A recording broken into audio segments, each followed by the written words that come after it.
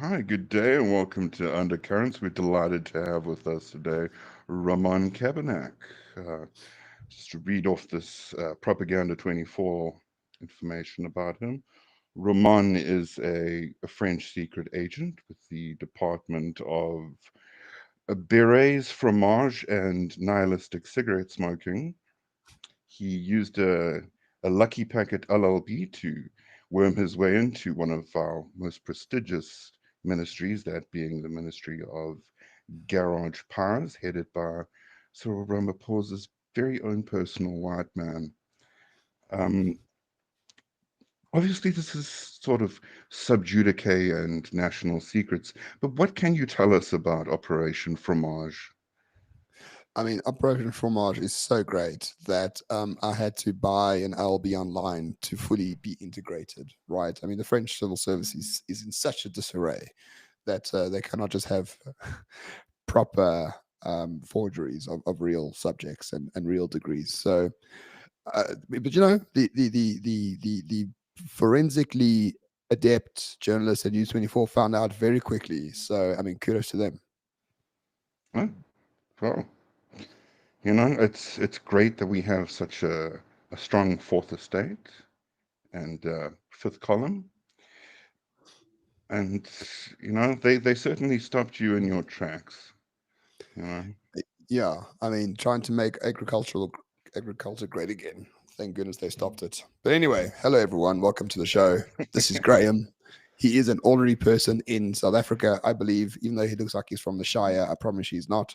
He's from some place even worse than that, somewhere in the Cape, I somewhere believe. in the So, Cape. Graham, hello and welcome. It's worse than from the Cape. I'm actually from Natal originally. Oh, Yeah. fair enough. Yeah, okay. So you look like that and you left Natal. That's how bad Natal is. um, Natal's such a beautiful place, and I would move Yeah. there in a heartbeat. Every time I go back for the sort of Christmas thing, I think, why did I leave this place? But I always say, like, when you enter a new province, there's always the sign that's welcoming you in. I think there should be one in Natal that says, "Welcome to KwaZulu-Natal, Uvuko Sebenza. We have no jobs." If you aren't connected with the government, there's very little chance for you up there. Maybe small business, but yeah, it's hard. Yeah, either you do like paper or sugarcane, or I mean, infrastructure has gone up quite a bit, especially in the private sector around the Belito area. I went to Belito last year or the year before, and it just felt like Santon at the sea. Like I was actually quite unhappy about how it turned out. To be Yeah, it fair, but really has lost the charm. yeah, a lot. But I really think Natal is like one of the most beautiful places in the world by far. And it's Oh just yeah, again just criminally underused, criminally underdeveloped. And I'm not too just sure. I know they've got a new government now, the new provincial government, but can they actually do anything? I don't know. Don't think so. just just generally criminal. Um, Yes. but it still has that proper dark Africa wild heart and soul to it. You say Belito, you travel 100, 150 k's up the coast from there, and you're in proper Zulu land. It's wild. We've got hippos roaming the streets. All even better, go anywhere in the Berg.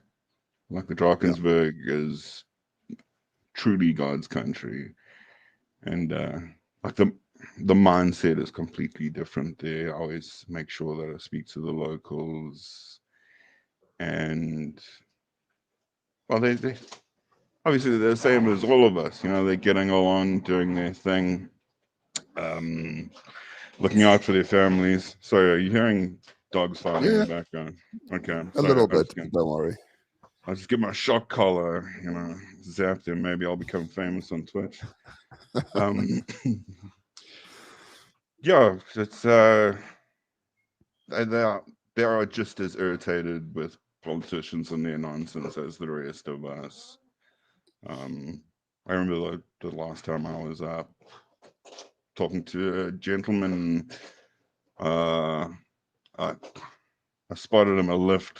He worked at Royal Natal there, and I gave him a lift back to his home and talking about it. And he said, he was excited for MK originally because there was that whole, I don't know if you've read Michaela Wrong's It's Our Turn to Eat, one of the best books on African politics.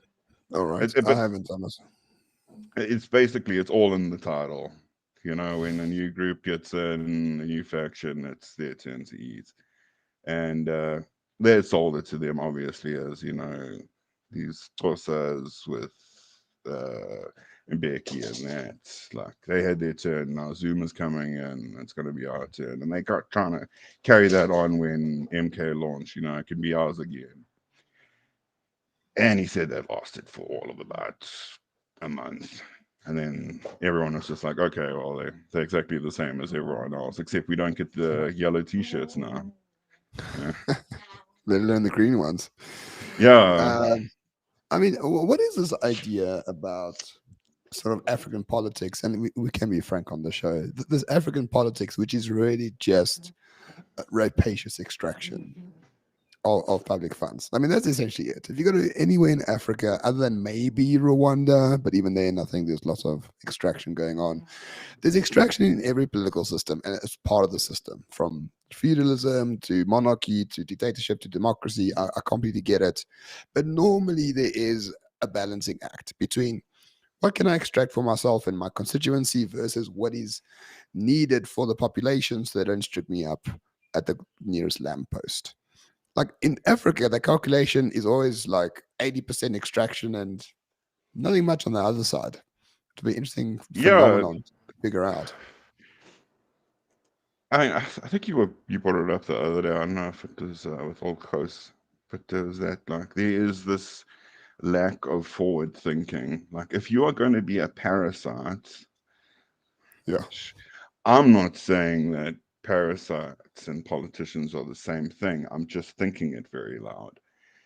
But a parasite that kills its host off really quickly isn't a useful thing. You know, it's not good for the longevity of it. Um, is it Martin Meredith, The History of Africa? I'm sure I've Yes. seen that book Great on your book. thing. Yeah, great book, great book. Very, very insightful, and it's basically the same story plays over and over again. The decolonization, and you've got this sort of revolutionary forces that come through, and then they occupy government. And to me, it just seems that they think, well, we had to suffer because we had to go through the revolution, and now it's our time to have Lamborghinis and Johnny Walker and Slay Queens at the Groove. And, whatever socialist face mask that was there before, power to the people, is swiftly forgotten in the bin. Um, and it's all about just eat, eat, eat. And it's it's also commands with the fact that democracy is mass democracy is a deeply flawed system. Oh, yes. Um, it's a game of patronage. Uh, that is across the board. That's not just Africa. We can see it all around. Of Um, course. take for example, like APAC, the American Israeli Political Action Convention. Yeah. Like they've managed, as much as people have problems with them, and I do as well. I don't think, like, if you're going to have nation states, sovereignty is a big thing, and not just pretend sovereignty like South Africa has when they want it. If you can be part of patronage networks on both sides, it's you see it, and it's not just lobbying groups like APAC. If we looked back to when Obama and sure, his name is escaping me from now. It's a Mormon fellow, but he was running for he's Mitt Romney. Yeah. So incredibly Mitt Romney, forgettable very character. much so. Out of their top 10 donors, 8 were the same. It's the same corporations. And this is, eh, I'm supposed to think, well, in that case, the Americans are supposed to think your vote matters. It's Yeah. basically the people that put you in power. So say the South African context, when you look at political party funding, but there's also tribal leadership. That's a big thing. If you can get tribal leadership on board, then they filter down the message to their people and you have massive voting blocks. And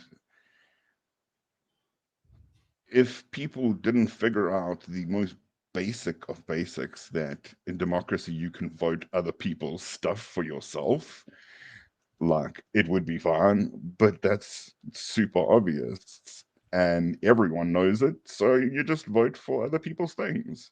Yeah. I think Plato discussed this 2,500 years ago, right? Which is why he, only the most famous, philosopher in world history. And basically, the democracy is the mob writ large, and the Yeah, mob gets what the mob wants for the most part. But even in South Africa, it's sort of the political party funding context, they're all funded by the same people at the end of the yeah. day. And in the political party funding act, okay, they release like, okay, the DA got 65 million rand this year and was given by like these 3 people. Okay, but last year those 3 people gave it to the ANC. Then the year before they gave it to the EFF, and the year before they spread it out amongst EFF and Freedom Front Plus and whatever the case might be. So they're all doing the bidding of this exactly same group of people. At the end of the day, and I'm supposed to think, oh, if you don't vote, you can't complain. No, I can't complain. Like, I it's think not really all fair. you have more reason to complain if you don't vote, because, like, at Correct. least if I didn't vote, I would not be legitimizing the outcome. I Yeah. wouldn't be taking part in the facade. Um, I'm reading a very, very interesting book. I've just started. Actually, it's over here. Let me show you. So, Oh yes. Who wrote it? it's actually a friend of mine. His name is Matt Palumbo. Um, Is he like a gay libertarian or something? He no, is, that's right? no, that's Brad Palumbo, but Oh, Matt, sorry. but Matt gets a ton of hate mail sent to him because of Brad. Okay, No, sorry. no, Matt, Sorry, Matt, Matt's if a you are watching. If you'd like to speak to him, I could probably arrange that. He's a very interesting character, quite a prolific author. He's he worked with Dan Bongino for quite a long time, and he's often on Steve Bannon's War Room and Newsmax. He goes on there quite often. Hell of a nice guy. Um, yeah, it's the part I was just reading there. Was just going on about all the different ways in which Soros, the elder, is wormed his way. He didn't do the both sides of the issue kind of thing, Mm, um, but he wormed his way deep, deep into the heart of electoral politics in the US and into politics like across the globe, especially former Soviet bloc and that kind of thing. Him and a guy who I actually have quite a bit of respect for, and I'm sad to see him being mentioned here, Jeffrey Sachs. Like, mm, they, they basically dictated to that smelly drunk Boris Yeltsin, basically dictated economic policy to him during the installation of Russia's criminal oligarchy, alleged criminal oligarchy. Let's say it that way. I don't have enough money to get sued. the Russians won't sue you; they shoot you. It's much cheaper, so don't worry about them. Oh, I that, know people there. Pleasure, Graham. To be honest, I don't think I don't think you warrant a bullet from the Russians no, just to keep you, just to make sure that you not even okay. that. Not Right. even that nasty steel case 762. Yeah. So tell me, we know each other, right? For those watching, Graham and I sort of have known each other for a few years. I think we met once or twice. Yeah. Definitely once that I remember. at a No, it was braai the with just the ones. a lot of people, That like Steve infamous Hoffmeyer. bra. Yeah. Yes, that was pretty good. But you always had this sort of libertarian streak about you, which I admit I had when I was young, and then I grew up, and now I'm a sort of far right fascist dictator, apparently. So are you still one of those sort of libertarian types that thinks, weed is great? I want to smell it everywhere, including in like Woolworths, because it's freedom. Are you still one of those guys? Not that you were. I'm strawmanning you. I know, but tell me a little bit more about So, your evolution of politics. well, I did keep sneaking away from that bra to go smoke joints. So, but that was in a past life. I don't do that anymore. Um, so this was something that actually I think I made a comment on one of your streams a little while ago. There's a definite distinction to be made between libertarianism and libertinism. We have far too much libertinism now, which is understandable since we live under this sort of human rights paradigm. Um, it's also the reason that I find all the best libertarians the most consistent and practical ones to all be Christian. Um, Okay, so the main tenet of libertarianism, and as I see it, and there's the no true Scotsman thing is like it's a meme within libertarianism, but just from my standard is the government sucks at doing things. No matter what it is, the government sucks at it. So I want as little government involvement as possible. mm-hmm. I've gotten a lot more focused on the balance of rights and responsibilities. Like, and I think one of the main reasons that libertarianism just doesn't seem to work under this paradigm is because under the human rights regime, all your responsibilities have been taken from you. Like, I have Correct. responsibilities to, it's like the onion, the layers building out. So I have responsibilities to my closest kin, and then I have responsibilities to my friend circle and my local community, and then my community at large. We as much as global or homo liberalism wants to pretend, we aren't atomized individuals. Like, Correct. and if we try to live like that, we truly go insane. Ted Kaczynski wrote a lot on this, and he makes really good points. I don't necessarily agree with his pipe bombing, but Why not? sometimes because that would probably be illegal for me to say that I agreed with, at least publicly. Yeah, but being an atomized individual is it's It's a it's terrible counter thing. it's counter nature. Like we are social creatures. Um, So we're just not to we're not hive mind like ants or something. That's why communism Well, doesn't now we work. are under the human rights regime. I think we're completely hard-minded. So let me give you a fair example of this. Trans people and homeless people. I'm not saying they're the same, but they share characteristics. What you have on both sides, homeless people in South Africa, but I'm speaking mostly about the American context. We don't have many trans people here, as far as I know. They both have a sort of mental deficiency for the most part. Okay, some homeless people are down on their luck or whatever the case might be. Fine. But the libertarian of modern times is like, okay, but I mean, there's nothing wrong with them. They're just trying to fulfill their potential, right? They're just trying to live their most free life. I mean, it's very free to go live under a bridge and get harassed and assaulted and violently. Anyway, you know, they should be free to use drugs because it gives them relief from the overt capitalist pressure of the world, etc., etc., etc. Basically, we allow sick people to pursue the goal that they're not aware of, that they're not in control of, and to the great detriment of that person, of that individual. Whereas a normal society, right, would say, okay, we need to curtail the freedoms of such people because they're a danger to themselves and to others.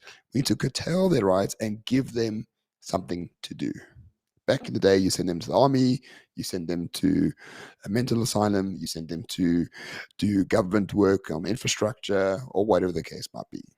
But now we just assume under this human rights regime that, I know, the people, like the homeless people under the bridge who are shooting up methadone in the middle of, whatever, a school playground, like this is just something it's part of living in a big city.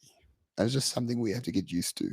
We have to step over human feces to drop off our kids at school because that's the price of freedom, guys. And I think Yes, that's Joburg sucks, eh? yeah. And well, yeah, thankfully not here. Here they actually just beat them out.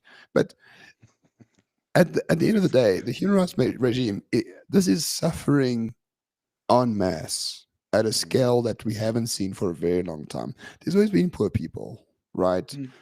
There's always been mentally ill people.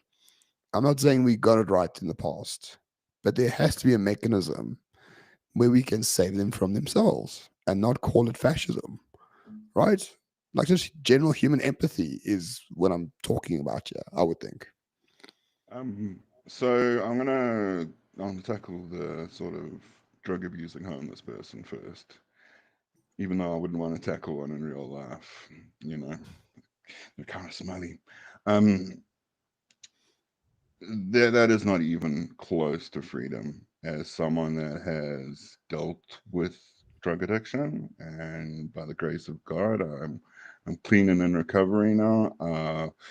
I can tell you that is a slavery all into itself. And it's a disease, mental, physical, spiritual disease. Those people are very sick, um, and all their life is concerned with getting that next hit. Um, you know, I'm fortunate that I never landed up on the streets, but it's the direction I was going. I know I was going to land up on the streets, dead or in jail. Um, it's that is not freedom.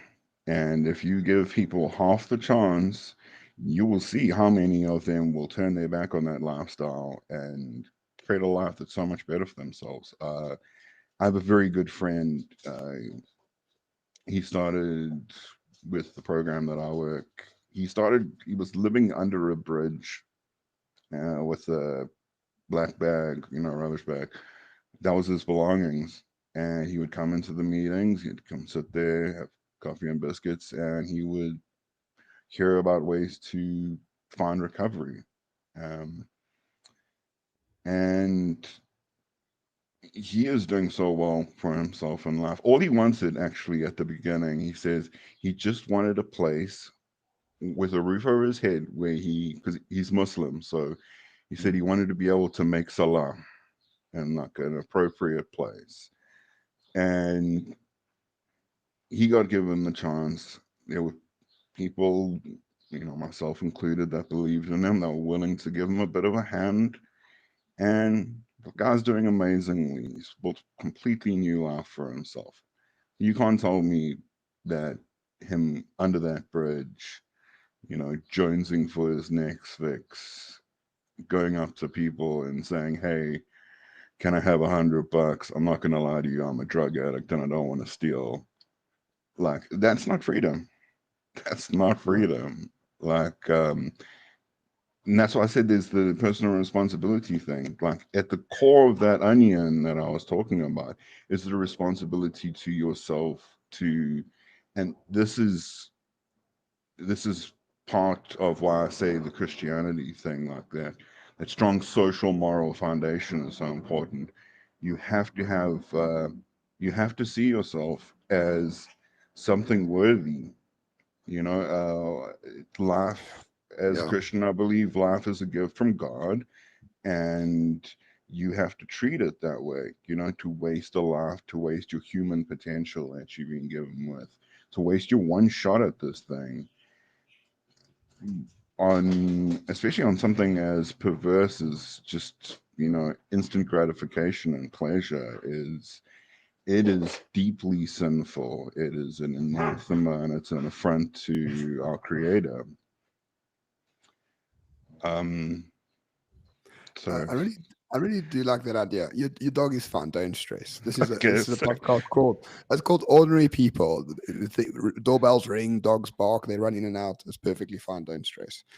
But I think what you're saying is so vitally important because in Christianity there's the idea of redemption and salvation that doesn't exist in a secular political worldview, no, no, right? no, no. How do you redeem No, yourself there's if no if you're not redemption. committing a sin? You're not committing a sin by being homeless under the bridge, right? But you are to yourself if you're a Christian. Yeah, But if under the Constitution, that's not a sin. That's not a crime. That's not anything. It's just a mode of being. So how yeah. can you redeem yourself from a mode of being? Like it doesn't answer the question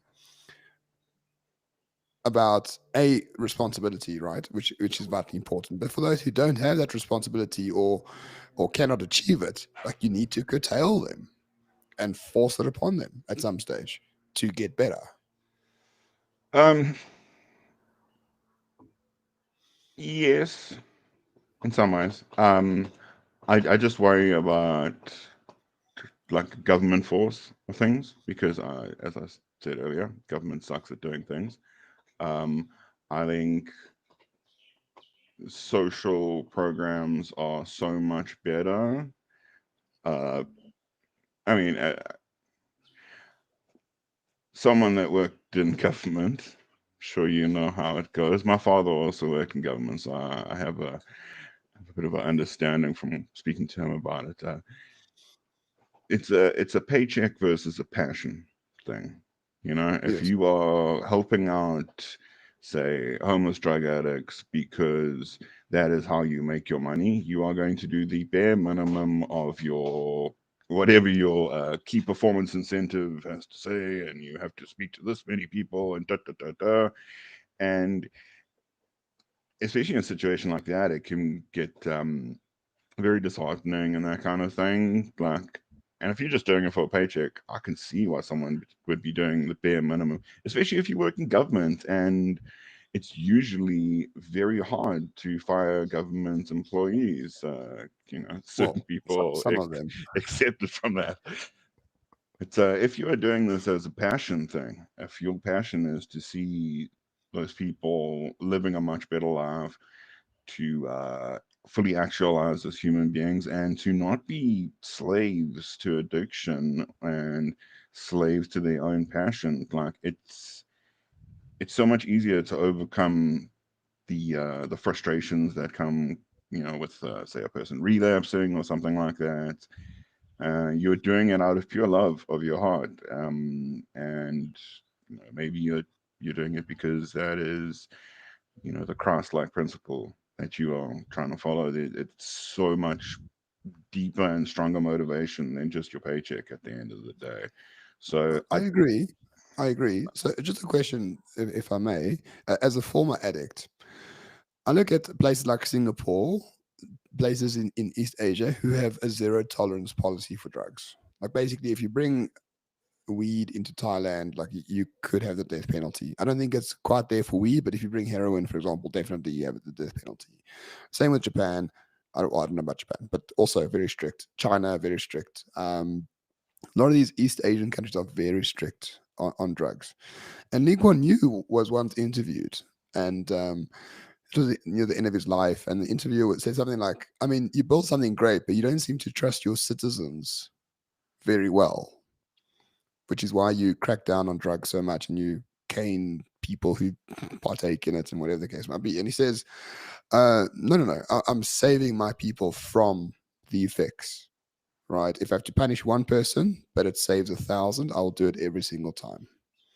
There's a zero tolerance policy, because the effects are so great and so detrimental to people as individuals that it is much easier to sacrifice one to save the many. And over time, I actually think is correct in a way. Like, I don't think this drug legalization route is actually very good. I think it exacerbates a lot of the issues that we've been discussing. But I would love to have your thoughts on this. okay, so I don't see myself as a former addict. I'm an addict who is in recovery.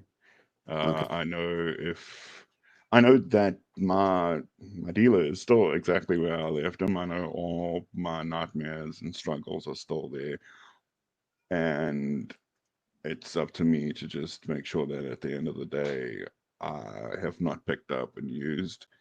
So that's maybe not an important point in general, but it's important to me. I do draw a very strong distinction between the user, the person that is suffering from addiction, and the people that are in the business of manufacturing, distribution, and supply of drugs. I don't have a problem with the government getting involved in shutting down that side of it. I think you've got such a vast criminal organization set up as a cartel. You are going to have a vast enforcement mechanism that only seems to work under our current nation state paradigm. It can only work through a government. Correct. It, you do get things like Pagad, who, you know, they're they work in their own special way. I have not personal experience, but I know some people that have had run-ins with them, and they're Well, I very mean, effective. you're still alive, so I think you I think you're fine for now. But yeah, Pagad. I mean, in the 90s was like, Yeah, if you thought Operation Tudula was something horrific, wait till you see Pagad in the 90s. Those guys would just outright execute people in the middle of the street yeah. without any Middle due of regard long for anybody. streets, burn you alive, like, um, and while legally I can't condone vigilantism of that sort, while the rest can sort of say itself. But yeah, I think that it is important to have strong policing structures set up to avoid criminal organizations like that are just like any other criminal organization. They are parasites on the community. Um, also, like, believe in market principles. So if you were to get more people off of drugs, then like it's not an as attractive business proposition to be a drug dealer. If you can get as many addicts as possible to not use, Like what are you like going to you sell? Who are you selling like to? like you have like synthetic pharmaceuticals that replace it, like methadone instead of heroin or something like that. So you agree with sort of, if I understand you correctly, you agree with legalization because it destroys the cartels. Legalization's I've gone back and forth on it. Okay. It does have that sort of positive benefit of taking money away from criminals. It's like But does it though? you look at like I don't think it illegal does. criminals. You look at the Sackler family in the U.S. with Yes. that whole Oxycontin. debacle, Yeah. oxycodone, yeah, and like when Trump was saying, we're gonna drone strike the narco terrorists, I was like, sweet, get them fucking Sacklers for what they did. Yeah. But But I don't yeah, think I don't think. legalization. I don't think legalization actually leads to what the effects, the promised effects. As far as I can see, drugs have been slowly decriminalized. Let's not say legalized, but decriminalized for a large part in many parts of the Western world. I don't see the cartels going anywhere. I see them becoming even more stronger, more um powerful, more richer. And all they do is they just evolve the type of drug, right? So before it was cocaine in the 80s, which is as a drug fairly benign compared to what we have today. But like now we've got it's fentanyl, pretty good, right? pretty good. I'm Yeah, not I gonna assume it lie. is. I've never done it. Someone in the comments did ask, "Have ever been addicted to anything?" No, not really. Only nicotine, which is my vice, and I'm happy with that. But I've never And taken drugs in winning. my life. And winning, no, I was fired, bro. I'm like the only government official that's been fired like in 30 years, and not even under like a cloud of like criminality. It's just like no, says mean tweets, mean things on Twitter. So no, I haven't been winning quite lately. But what did I want to say? I don't think decriminalization actually works. I think it is much easier just to nuke the fuck out of criminals and shoot them in the head Um, than worry about like, oh, it's too big a problem, so we need to sort of mitigate the realities or the factors on the ground. No, I'd like to shoot those fuckers. Like, really, it's not that hard. so I think the kind of decriminalization sort of we've seen is the hallmark of this global homo liberal anarcho tyranny, Yep. where it's like it was always kind of a thing. It's like if you put yourself in your standard warrant officer on the street, are you gonna go after the Rasta or are you gonna go after the guy that sells tuck? The guy that Like, sells tuck is gonna shoot you. The Rasta is just yeah. gonna go down without a fight. So they ignore a lot of the dealing and that goes on out there because the state couldn't be fucking asked. No, I know Like, that. Like I so I know think that you talking that's about the not quite reality. decriminalizing. You talking about the reality of it. I'm talking about the principle of it. Like my counterfactual claim is that prohibition in America worked really well. There were Yeah, effects. for The creating the rise of the mob. mafia. Yeah, no, there was the rise of the mob and all that, right? Which were effects that could have been mitigated or could have been understood at the time. But what is the point of prohibition? To decrease alcohol consumption. What happened?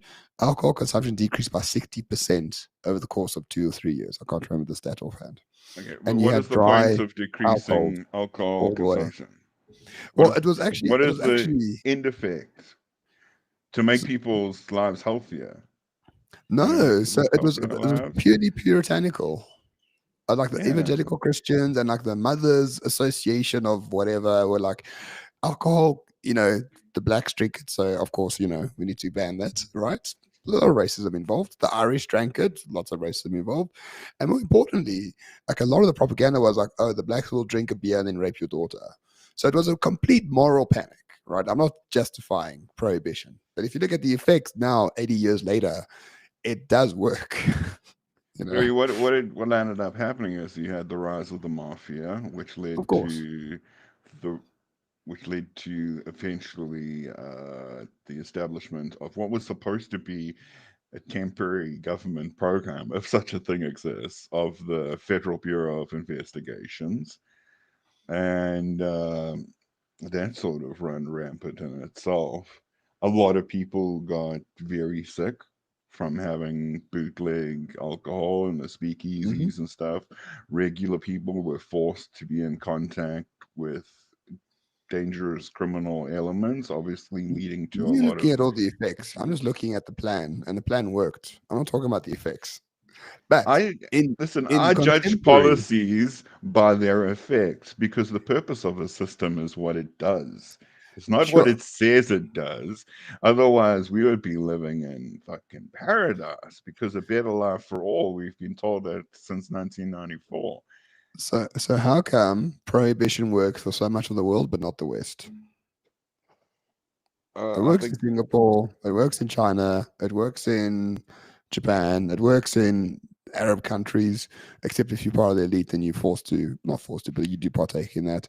But I mean, there was no alcohol in Dubai for hundreds of years until they decided, okay, fine, we can have alcohol now, right? Like prohibition does work, but you uh, have to take care of the entire chain rather than just like the decision. yeah, I so many these things I think we can just go round and round on it. But to me, like I feel that my position is to help my fellow man, and Sure. that is what I'm gonna do. Um, I don't want to see, all these various drugs being legal. Uh, that's I don't think that'll lead to a positive outcome. I also think that there's a lot to be said about legal drug abuse. I Absolutely. used to do part-time shifts back in Maritzburg at a pharmacy, and they wouldn't keep a single codeine-based cough mixture in the over-the-counter section. It would all be in the dispensary. And you just walk through the middle of Marisburg and you can see why. Every 5 steps, there's a bottle of this stuff in the gutter. Like, codeine abuse is one of the very, very underspoken things in South Africa. You'll see it in every major metro that you go to. People abusing cough Yeah. medicine, and it's an opiate. It's pretty much like you know a low level version of heroin. But So the I people agree. that are making the government makes money off of that, so they just shut up. And they're like, yeah, whatever. So can we both agree? Okay, we may disagree on how to do it, but we both agree that an addicted society is a sign of spiritual malaise, at least. We can Yeah, disagree on how to fix it, but I think at the heart of it is people are fucking bored. They have no meaning. and They desperate. don't, and they're desperate for something. And drugs fill that void to some degree. Food fills that void. TikTok fills that void. Like I think there's a Oof. fundamentally sick society that delves into these things. And See, yeah, but rather do drugs than TikTok though. I don't know. I was on TikTok for 2 weeks because I wanted to put clips from Undercurrents onto TikTok. Then I just found myself scrolling. I actually figured out all sorts of ways like to avoid tax. Like you need a trust that's owned by a corporation, and then like the L's, then like your PTY is connected to there. It was really good. But I deleted it off my phone because I thought, fuck, no, I'm not. I don't want to be on TikTok. You hit upon something that's really important there, and it's something that Nietzsche spoke about, and that's the that sort of meaninglessness of life. It's a lot of people take that thing that he was saying about God is dead. They in our modern secular society, people kind of think, oh, look how good we are. We've managed to overcome our need for God, and it's totally not. They clearly haven't read the passage at all. It's a lament saying like, what have we done? We are fucking crazy to have killed God. Like we've left ourselves isolated and meaningless without a higher purpose in life. We managed to evolve sort of technologically so fast that we have now we we don't believe anymore. We don't have that higher purpose. We don't have that higher social cohesion that comes Mm, with belief in God and sort of religious communities and that kind of thing. And that is like, as you said, it's a deep spiritual malady that we are facing. Like, uh, it's it's really bad. I don't know how we fix that. Like, well, I think we um, make marriage cool again, right? We make having children cool again. I know people are worried about the collapse of birth rates around the world, which is happening, and I think mostly because we see children as being a burden on my economic career or a burden on my partying career or whatever the fuck people do these days. I don't know. The child screams, I can't scroll TikTok for 2 hours and I have to look after the bloody child. It's like, yeah, but that's your duty if you have one, right? Like I have three, right? And I'm not saying it's easy. I'm not saying like this is all like pristine trad wife, my wife's barefoot making fucking sourdough bread every day. No, like it's hard. And it's really hard. But it's the most fulfilling thing I've ever done. And I can't think of anything that I would do selfishly that would have a negative impact on my family. Like I just can't bring myself to do that. And that's what keeps me going to a large extent, right? Despite the sort of horrific year that I've had, and I've given it to myself for the most part, but it's been truly horrific. If I didn't have my family, I'm not too sure where I would be. And that connection to my family, I'm not too sure where I would be, to be honest with you. And I think if we can rekindle that in some way across society in some fashion, I think it will solve a lot of problems. well, it's much like a drug dependent and addicted populace. Like that is a lot easier to control, and Yeah. an atomized individual is so much easier to control. Like, if you look at any of Thomas Sowell's work on the effects of the welfare states, particularly on the African American family, like it has just Yeah. destroyed them, and it's been probably worse than crack cocaine. Like, and the idea, so like getting women in the workplace was, Mm, I think it's one of the worst things that's happened. Like, I agree. and Not because I hate women, but because I no, love because I women. love I Right? love women. They're Exactly. Yeah, fantastic, and they exactly. It's smell good, and they're degrading. soft, and they like can be pleasant to Yeah. be around at sometimes. And it's degrading for them to go work in a cubicle 9 to 5 every day. Yeah, it's like Like I'm not going to stop it. Like I can't stop it, but I just think it's good for the government. They get two taxes now from each that's it. household as opposed to one, They right? get more tax money in, and they also, it breaks the family unit, and Mm, that is like the most important thing in life is family. by far.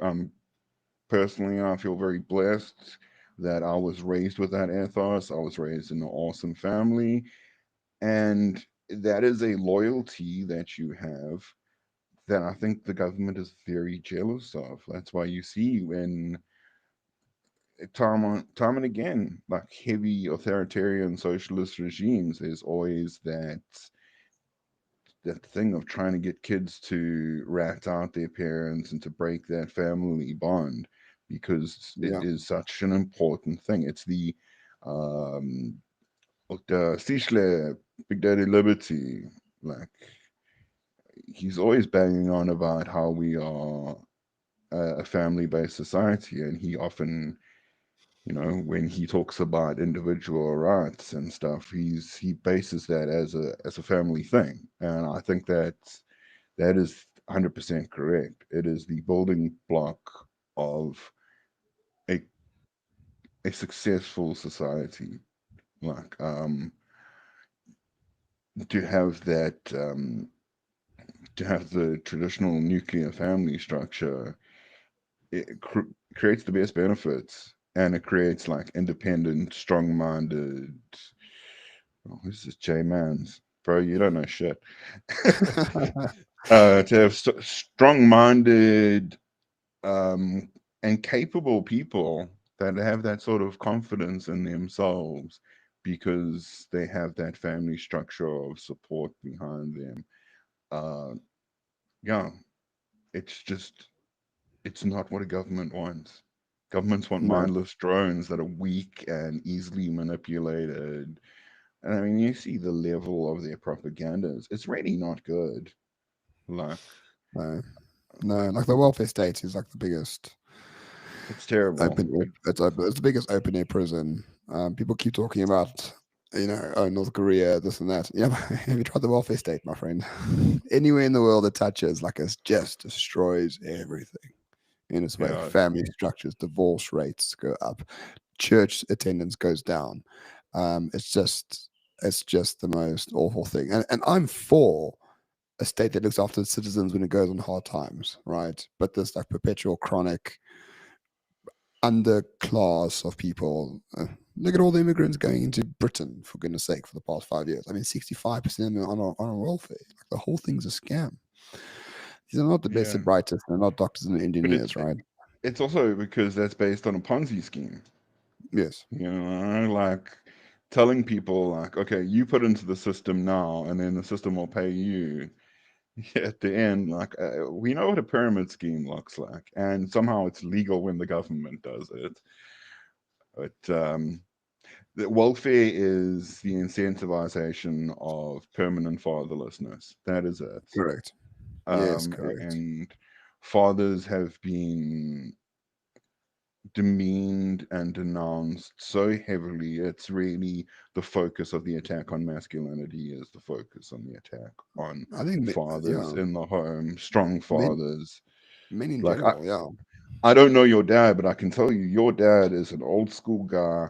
who had old school mentality and did whatever he could to make the best life for his family. And I can tell that just from seeing you as a person and interacting with you, but because you have had that strong male role model to Yes, model off of. Um, very strong. That I can assure you. I Like mean, overly strong, maybe sometimes, but and he even overcome being French to be able to do that. More uh, power to old man Kavanagh. yeah. Oh, he went to France very recently in August. He booked a week to see his old friends. He came back after 2 days. He's like, I can't stand the fucking just the fucking decrepitness of the place. Like even his friends who are his age, right, they're hitting 70 soon. Like they just like live on a pension and complain about pension reform. But these are like army officers, right? Like you guys were in the army for like 35 years. Like you killed people. And now you're just like this decrepit old fool reminiscing about the old days and worried about your pension. Like it's just not a way to live. It's just not a way to No. live at all. And his biggest blessing is coming to South Africa when he did in 1990. It was a bit of a shot in the dark. And he's like, listen, South Africa has given me so many things that my friends could possibly never achieve where they are in Europe or in France or wherever they ended up. So yeah, I'm eternally blessed I to be mean, here, in and people just can't seem 1990, to understand it. Yeah, in 1990, he didn't even have a lot of time to be an apartheid beneficiary. he got a job here as a teacher at 700 rand a month. Thank you very much. In 1990, with a family of five, and then like Mandela was released like a few months later, and then the whole country changed. It's like, what the fuck is going on? Yeah, let's get guns or something. The military brain kicked in. No, but he made a success out of it, thankfully. So yeah. Anyway, enough about me. I don't like to talk about my family because then people start to ask weird questions. I don't want to put them into any weird scenarios. No, fair Normally, enough, fair enough. normally I end these at like 30 minutes, but this has been superbly interesting. So with the I'm remaining willing few to minutes go left, for yeah. as long as you're willing, man. Like, I'm So enjoying this. I, I was thinking, let's take some questions from the audience. So this is streaming live on YouTube, of course. So in the audience, I'll give you 10 minutes. Please give us something to talk about. What questions do you have for Graham in particular? You know what I'm going to say, so there's no point asking me. But Graham is insightful, and no doubt will answer you with grace, and take advantage of it. Please do. So we'll just go through a few comments for the moment until the Yeah, questions yeah, come for sure. in. So Philip says traditional family structures and values are still the best anecdote to turning against drug use, so to speak. Yeah, I would agree. I hate the word values, though. Sorry, there's a bit of a tangent. I think values as a term is completely meaningless because the Yeah. values of the left is like fucking equality, and that's not a value. We need to change the terminology for people on our side. We need to call it virtues Virtues, because a love it. virtue is something metaphysical. Values is something the fucking government PR firm comes up with. Virtues Yeah. is ephemeral. Stakeholder values and engagement. Uh, You know, Fuck. like some MBA speak. Yeah, that's also a problem. Women doing MBAs, complete disaster, complete disaster, and so many of them do it. I've Yeah. noticed. I know far more female people, women with MBAs than males. I don't know why. Maybe it's a validation thing. Maybe it's that sort of longhouse effect where they just like socially control. So MK 2022 or something like MK. So this is Jacob Zuma's alt account. How bright is the average civil servant? Well, as a former president, you would know MK, but the average civil servant is not bright. They're nice people. I got along with the department officials very well, knowing full well like they were vastly overpaid for what they could possibly achieve. And at the end of the day, you get this deep state bureaucracy that rocks up, and they are on software from 30 years ago about what the policy should be. And no amount of ministers in and out will change that until you completely remove them, the officials, that is. Um, I, So, mm, to that point, I'd say obviously there's this sort of political catered appointment and the patronage networks, but I wouldn't necessarily say that civil servants aren't bright people. Like, I think a lot of them are so dulled by the system and Agreed. the bureaucracy of everything and how everything doesn't work so much, and that that Dutch, I believe, euphemism of tall poppy syndrome. You know, you don't want to stick your head above because you're the one that'll get cut first, and sort of just go along to get along, be a very dull cog in the machine. And, you know, if you're a dull cog, you don't grind up against anything, you don't make any squeaks, and you don't get noticed, and you just collect a Yeah. paycheck. Yeah, the problem that I had was I actually wanted to make change, like real ones. Retard. Anyway, Think that yeah, I gonna know. work? Tell me about it, right? And people think people think I'm so bright. I was like idiotic in terms of like I thought I could actually do something useful in government. Woe is me. So a question from Freddie. Recommendation to me and the audience. He is without business and work since last year of June.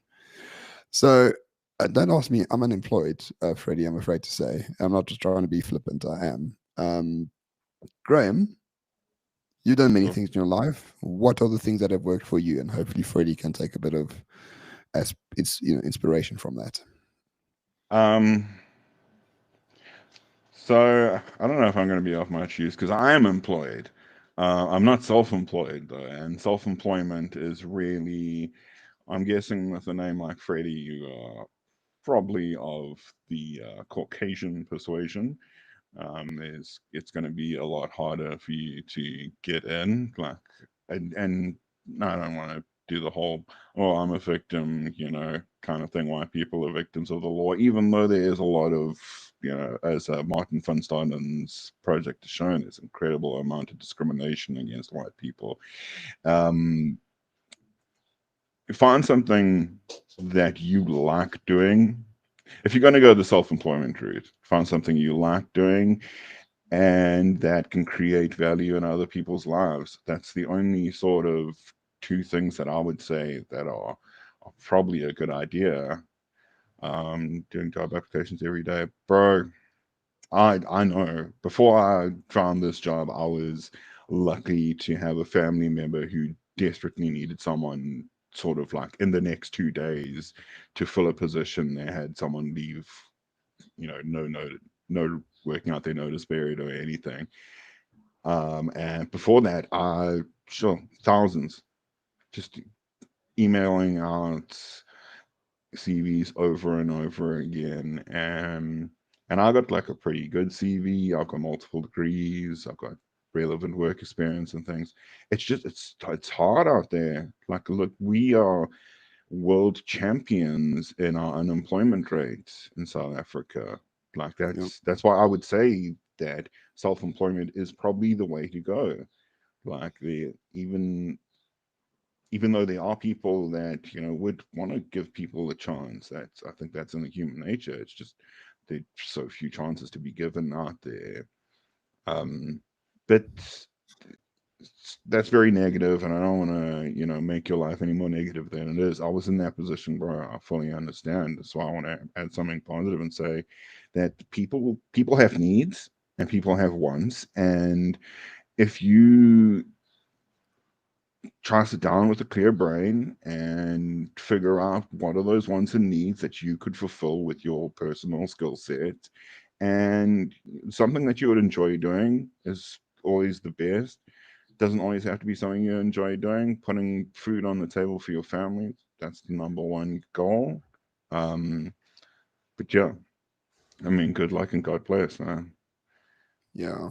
So Freddie is a PCB developer system integrator, which is the process of designing and manufacturing printed circuit boards with the integration of those boards into a complete electronic system. So it seems very sort of highly technical and Yeah. fairly skilled, which normally means spaces are open. No, I don't want to Mm, discount what Freddie. I don't want to discount at all what you have attempted to do or reached out or sent, but it seems very niche. And yeah. I'm sure there must be some place that really needs it. And people think I'm bullshitting. advertise yourself on social media for goodness sake.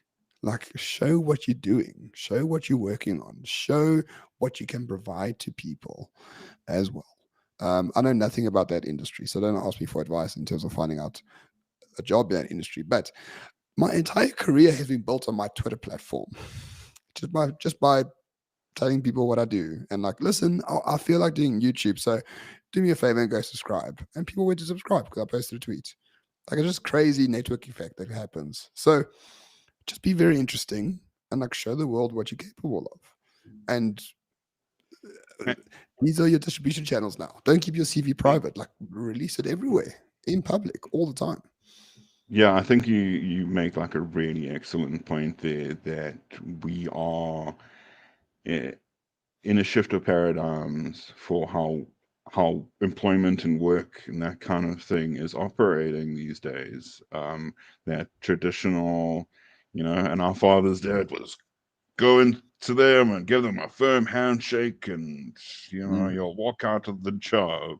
And then it sort of went to the time that was sort of just before us, and we were in a debate where it was the finding job adverts and putting your CVs in. But now it is moving towards that, putting your skill set out there, and Yeah. people are looking, like smart recruiters, smart businesses that want someone that can hit the ground running are looking out there and saying, "Hey, let's find someone that we know can do this."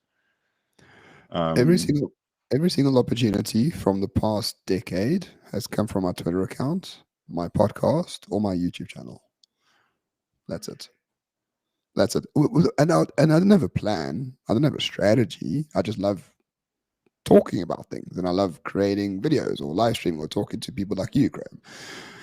People watch this, they send me email. Oh yeah, we really need help with this. Okay, cool. What's your budget? Okay, yeah, let's work together, and I help them out for a day or two or for a week, and then I carry on my way. Then a month or two later, something else comes up.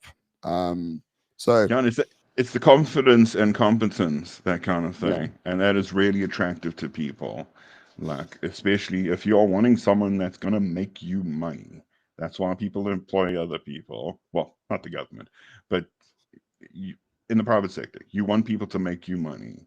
So if you looking at it as a recruiter, I want to find someone that I can look at and go, well, he definitely knows how to do this, and he's confident in his ability to do it. So, as I said, it is very niche, but that's definitely something it's a market that's opening up, that home automation and all that kind of thing. yeah. I think And home automation is like perfect. There's not many new homes being built, but there are many homes that are old where people don't want to walk up and switch off the light switch. They want everything on their phone or whatever the case might be. I'm sure if you just showcase what you do to your own house, just make your house like the best automated fucking house in South Africa and just post your videos on X and on Instagram and on TikTok and on YouTube Shorts, people are going to notice that. They'll be like, dude, I want exactly the same thing that you have. Please help me. There's no shortage of jobs here. There's only a shortage of people's confidence in the ability to be the expert. That sounds a yeah, bit convoluted, but I uh, hope you know what I mean. no, but it's true. Like, an economy is a sign of confidence. That's what it is. Yeah, yeah, Like, the whole economic basis of money is confidence, because we don't have the gold standard. It's a fundamental part of fiat currency. So yeah. Anyway, Freddie, best of luck, my friend. I don't want to automate yeah, my good home. luck, bro. I don't want to automate my home. I don't want I don't want to be on my phone all the time opening curtains and things like that. I want to do it physically so I can get off my phone a little bit. But best of luck. If you really want to send me your CV, romanza@hey.com. I'll put it in a message here and I'll blast it on Twitter for you. Maybe something comes up. I have done that a few times. Hit and miss. People have found jobs. I do it for free. I mean, I'm not at all asking for anything, but I'll happily do that for you, Freddie. So please do that. Just want to see what other questions there are. Um, let me see. So before we cut this, I would like Yeah, to speak on that thing when I was saying about uh, the parallels between South Africa and the UK. Like, Yes, of course. I completely forgot about that. Sorry. The South Africanization of the West, right? so like if you watch people like the Lotus Eaters or something, and also you had him on as a guest, Will Tanner. Like, Yes. yeah, World's he goes fantastic. on a yeah, he is a great Twitter follower. Um, it's the sort of South Africanization of the West, but in ways we are further down the line than, say, I'll take the UK for an example. We are further Yeah, down the line than them, but also in ways they are further down the line than us. Where I see the ANC as being almost sort of a blessing. Obviously, it not, if this country so hard and stolen everything that wasn't nailed down, and sometimes they took the nails as well. But with the GNU and the ideas of the DA sort of coming through there, they're deeply globalist, UN Sustainable Development Goals, World Economic Forum. That's why they fit in with Cyril Ramaphosa so well. They're all Club of correct. Davos kind of people. Um, so with that sort of being the direction that I see things moving here, like I see the UK as being more advanced in that way than us further down that road. I And you agree. look at it like now the other day on like what 23% of the vote mandates that Pratt's Keir Starmer came out and was like, we're doing digital IDs because it's what we need to use to stop the influx of illegal foreigners. It's like, yeah, sure, bro. We're all big enough boys to know what problem reaction solution is. Like, you could have stopped these people at any stage, but you just wanted more people and for their elite human capital. Um, uh, I believe Leon Schreiber was saying that we were going to have smart IDs, and they wanting to do that before the 2028 elections. So they're wanting to move us all up to digital. Like I find Yes. digital ID to be one of the worst things that governments are trying to push through. Like, it's bad enough that the UK has police coming and kicking down old grannies' doors because of a tweet they made, even though they wouldn't even come see that granny had her house being robbed and she got beaten up. Um, but the idea behind digital ideas is really bad. Like, especially because they're pushing these things like zero carbon, net zero, that kind of stuff. And you are going to find that you go to your local Pick and Pay or whatever, and they're gonna say to you, "Sorry, you've passed your meat quota for this week. Yeah. Uh, Tofu for you, my friend. To save yeah, the planet. to save the planet, And it's another just the best guys. I'm very proud that you had him on as a guest. It was Oren McIntyre. What a legend! Yes. Very great. Yeah, Very good guy. Uh, he's him and academic agent as well, Nima Parvini, Dr. Nima Parvini, excuse me. They're very good on elite theory and managerialism. And this is where we are going. Like, well, another great guy on that, Dagan Umarubani, very sharp Yes. kid. Like, if you're on Twitter, make sure you're following Umarubani. That kid is a legend. But yeah, And subscribe to the KB Dependent. It's the best yes, newspaper in the country by definitely. a huge margin. I fund it. I give Oh, look $5 a at you. month, whatever the case might be, while I have funds, because I think it is that important a paper. So yeah, Yeah, sorry to but interrupt. yeah, it's just we said it. I said it a couple of times, and I don't want to sound like Tim Pool saying it over and over again. But this anarcho tyranny is only going to ramp up with the Yeah, managerialism. Um, like it is far easier to control people when they are subdued by things, and being subdued by crime. and general and fear in general.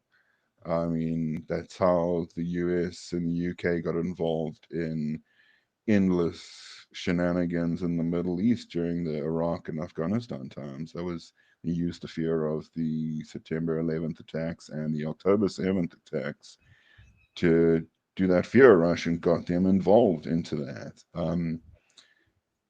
Luckily, as I said, like our government is very incompetent. Like, so hopefully, as much as I think Schreiber is probably quite a competent guy, hopefully, his department lets him down quite a bit on the rollout of this digital ID thing. He's also, he's such a product of the unimagined, the lack of imagination in the DA and the lack of that intestinal fortitude. I spoke to him at a Friedrich Naumann Foundation talk, and I spoke to him there, and I was speaking about Cape independence. Obviously, the DA doesn't want Cape independence. They're a federal party. And I said to Yeah, them, why don't you guys just try to spin this as the Cape is doing so much better than the rest of the country that they actually there's calls for the Cape to become its own country now because it's so different. And he would not have a word of it. He just like the idea seemed like an anathema to him. And I was just like, guys, this is such an easy PR win. it is. You could go, hey, we don't want this, but look how great we're doing. Like, guys, Game independence was the one thing. Like, I was never a DA person. I was not. I keep saying this. I was not a member. I never voted for them, etc. But I sort of respected that they could have some form of governance in Africa, right? Which is a complete weird quirk of nature, where you can get a supremely liberal party controlling an entire province, an entire metropolitan area, and having 20% of the votes. Like, it's very odd in Africa, and I respected them for that. And then I said, okay, well, you claim you're federal, all the rest of it. You want these policies, you implement them in the Cape. Let's say they are working. Why the fuck would you want to be straggling along like fucking Northwest? What comes out of Northwest? Like nothing. Like, why do we care if the people in Northwest will ever vote for the DA? Just like focus on the Cape. Don't ask for permission. Federalize the police force. Create your own militias. Like build your own trains. You're allowed to do all this stuff. And then they were like just completely flabbergasted. Like, not in the slightest. We're here to win South Africa. I'm like, South Africa doesn't give a fuck about you, my friends. they Zero. are deeply enamored with the uh, the socialist ideology, and as much as they call themselves liberal and act like it, you just have to look at every budget that comes out in the Cape Metro, and what is the thing that they highlight? They're redistributive economic policies where they go, oh, look how much we're spending on the poor areas that don't pay rates. Just like, I think it's good that people have basic services. I don't think people should be having to wade through sewage and stuff. But if you're going to come out and highlight that, you are doing the same socialist advertising that the ANC does. Oh, we are so pro poor and we're so pro giving other people's, you know, other people's rates to the people that don't pay rates. There's a deeply Mm. socialist vote winning mentality behind that. Anyway, Especially if they are invaders from the Eastern Cape, right? And East Helenzilla was right in that regard. These are sort of economic refugees. I I think the reason they got so angry about that is because the truth hurts.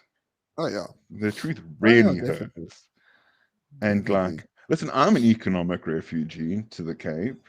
I came here for a better chance at economic success.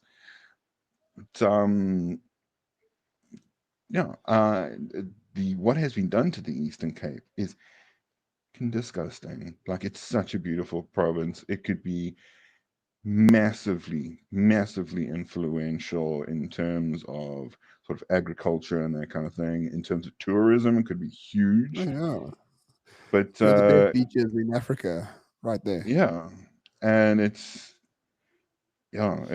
utterly criminal what has been done to that place. It's Yet still get 71% vote for the ANC. I wonder how much tribal land they have there. A lot.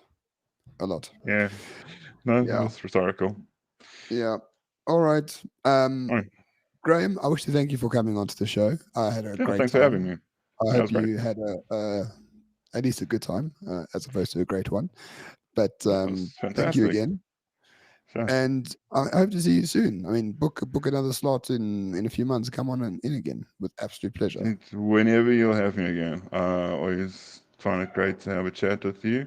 I know this hasn't been quite as insightful as some of the other people. Thought that the teacher guy was really good, and that kid that was the parliamentary researcher was. Fortunately, I think he's with Action SA, but we're Yeah, all young ones. we But grilled he him was on it. as Don't worry. no, he is a good kid. I think he's going to go Very good. far. I hope the best for him. Anyway, thank you very much for having me, Ramon. Sorry about yesterday. Cock up with scheduling, but It happens to the best glad of we got us. to. Thanks again. Thanks again, Yeah, Graham. glad we got to And to do all of you that. Cheers, watching, thank everyone. you so much. To all of you watching, thank you so much. And please note that this will be a podcast on Spotify as well.